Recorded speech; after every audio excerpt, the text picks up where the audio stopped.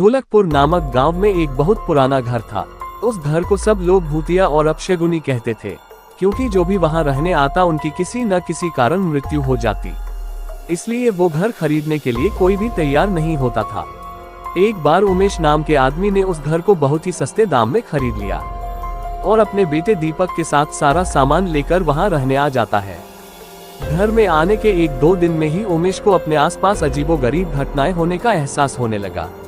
पहले तो इसे वो नजरअंदाज करता रहा, लेकिन घर में जब उसे किसी की मौजूदगी का एहसास होने लगा तो वह सतर्क हो गया।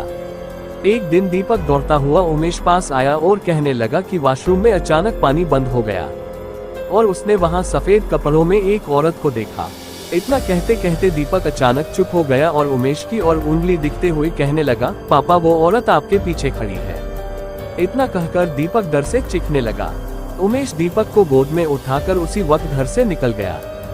दीपक बहुत सहम गया था, तो उसका डर भगाने के लिए उमेश ने उसके लिए एक कुत्ता खरीदा और साथ लेकर दोनों घर आ गए। एक रात बहुत तेज बरसात में जब अचानक घर की बिजली चली गई, उमेश ने घर से बाहर देखा तो आसपास के सभी घरों में बिजली थी सिवाय उसके घर के।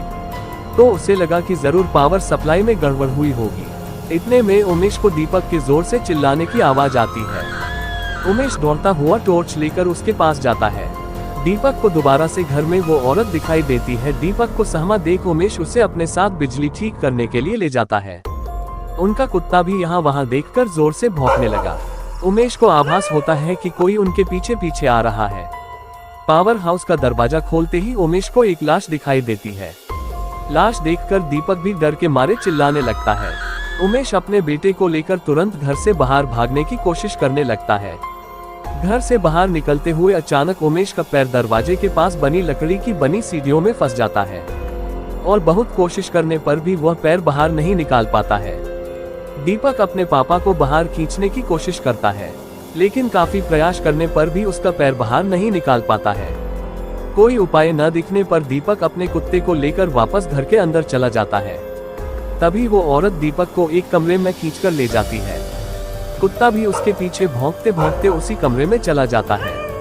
थोड़ी ही देर में कुत्ते के भौंकने की आवाज बंद हो जाती है और दरवाजा खुद ब खुद बंद हो जाता है। वहां उमेश भी करीब 15 मिनट तक कोशिश करने के बाद अपना पैर बाहर निकालने में सफल हो जाता है।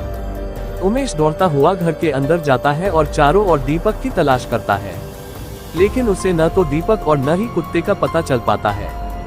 बहुत ढूंढने पर जब दोनों ही नहीं मिल पाते, उमेश हार मान लेता है और उनके दोबारा मिलने की आश में वही रहने लगता है। कुछ दिन बाद उमेश बिजली ठीक करने वाले इलेक्ट्रिशियन को बुलाता है, लेकिन घर में दाखिल होने से पहले ही वह दरवाजे से ही उल्टे पैर वापस लौट जाता है।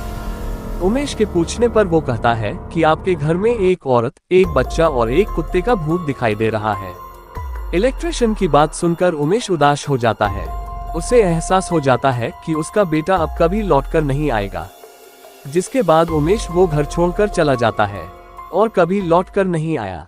तो दोस्तों, आपको ये कहानी कैसे लगी कमेंट करके हमें जरूर बताएं।